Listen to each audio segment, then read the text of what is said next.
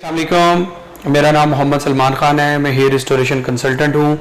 एक बहुत ज़्यादा सवाल पूछा जाता है हमारे से रमज़ान में कि हम रोज़े की हालत में ट्रांसप्लांट करवा सकते हैं या नहीं करवा सकते।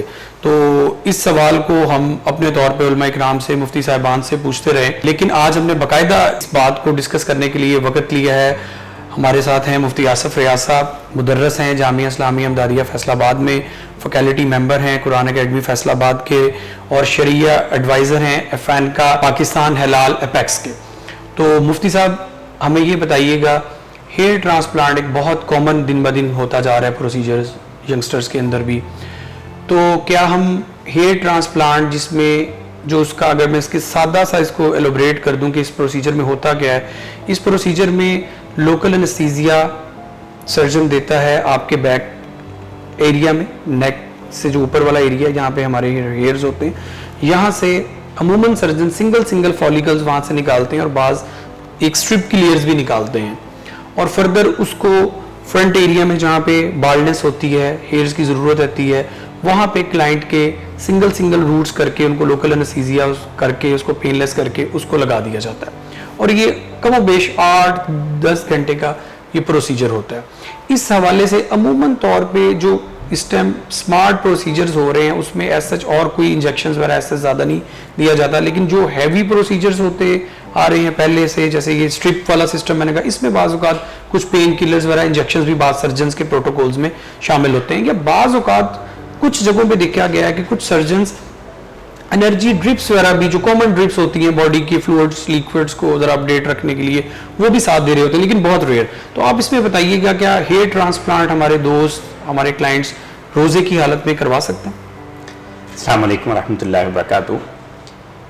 इट्सेल्फ हेयर ट्रांसप्लांट के जवाज़ और अदम जवाज़ के हवाले से बहुत सारा दारुल इफ्ता में काम हो चुका है, और इसके तफसीली तौर पर फतावा भी मौजूद हैं। इसका लुब्बे लुबाब ये है कि अगर उसी क्लाइंट के ही बाल जो हैं उन्हीं हेयर्स को डेवलप करके लगाया जा रहा हो तो इसकी शरअन इजाज़त है, इसमें कोई ममानत नहीं है। और आज का जो क्वेश्चन है ये है इस हवाले से कि रोज़े की हालत के अंदर ये प्रोसीजर करना। तो जैसे अभी आप बता रहे हैं कि ये प्रोसीजर थोड़ा सा लेंथी भी हो जाता है, सम टाइम 7-8 घंटे भी इसको लग सकते हैं, और उस हवाले से जो है वो रोज़े की हालत में अगर तबीयत पे गिरानी या रोज़े की हालत में ऐसी कंडीशन पेश आने का इम्कान हो कि मरीज़ जो है वो रोज़ा मुकम्मल नहीं कर पाएगा और वो इस बात का तकाज़ा करेगा कि मेरा रोज़ा इफ्तार करवा दिया जाए, तो इस सूरत में तो इससे अवॉइड करना चाहिए रोज़े की हालत में। और अगर ऐसी कोई कंडीशन भी पेश नहीं आती और सिर्फ प्रोसीजर करवाया जा रहा है और उसमें लोकल एनेस्थीसिया दिया जा रहा है और पेन किलर्स दिए जा रहे हैं, तो ये ऑल दीज थिंग्स जो हैं वो इंजेक्टेबल्स हैं, तो इंजेक्शंस का जो हुक्म रोज़े की हालत में है वो ही यहाँ पर भी अप्लाई होगा कि रोज़े की हालत के अंदर इंजेक्शन अगर लगाया जाए, आइदर वो आईवी हो या आईएम हो, यानी इंटरवेन हो या इंटरमस्कुलर हो, दोनों के अंदर यही है कि रोज़ा नहीं टूटता। तो यहाँ पर भी यही हुक्म होगा कि ऐसे इंजेक्शंस जो पेन किलर्स हैं या लोकल एनेस्थीसिया के तौर पर हैं या उसके अंदर सर्जरी करते हुए उसके रूट्स को निकाला जा रहा है, तो इसकी वजह से रोज़े के ऊपर तो फ़र्क नहीं पड़ेगा। लेकिन चूंकि एक इम्कान है कि लंबे प्रोसीजर की वजह से, वो मैंने प्रिकॉशंस जो है वो आपके सामने रख दी।